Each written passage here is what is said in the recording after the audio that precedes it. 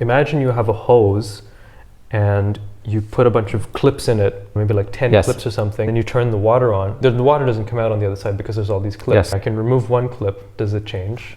No, it's still blocked. And you can remove 9 clips and nothing changes. Yes. When you remove the 10th clip, then the water moves. You were trying to make this point about how sometimes there are blocks that can get in your way and you feel this is not worth anything to give up. And it looks like it's not possible, but you actually just need to keep going until you get to that last one, then you have a breakthrough. Exactly. It's to do with making progress and seeing results.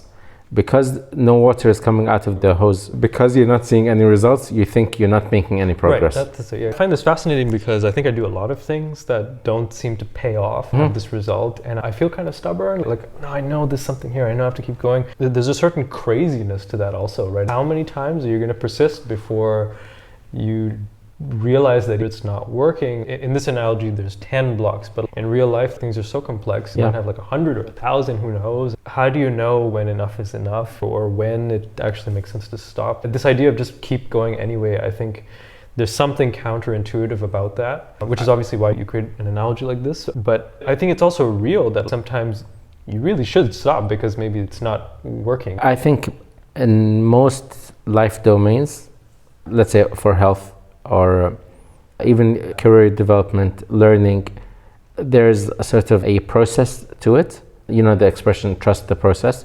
You're not going to give up on your health, even though you can, and many people do.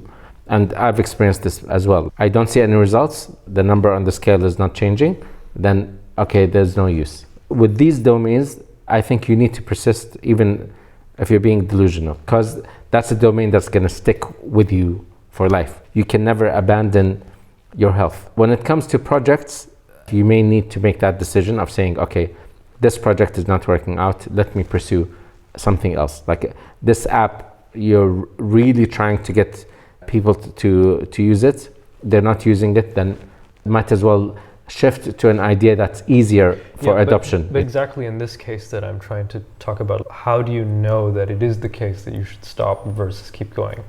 Because it may be that you just have like a couple more blocks and then you'll succeed. I guess you can't tell the future also, but I'm just curious if you have some... The heuristic I would use is, and I am actually using this, because I have a specific approach to task management apps or like outlining tools. I don't know if you got into Rome research and okay. I've seen the top products and how they're designed, and I still have like a different take on how an outlining tool should be designed. And I am stubborn. I want to pursue this idea and I think it's going to work, even though I have no data to back this up. Why? Because it's useful to me. My approach is useful to me, and I believe it's going to be useful to a demographic that thinks the same way that I do. So even if I don't have any data to back this up, in terms of like anyone beyond myself, maybe it goes back to the confidence thing. I feel like my opinion is worth giving attention to, or like that in itself is some sort of validation. My life experience is some sort of validation.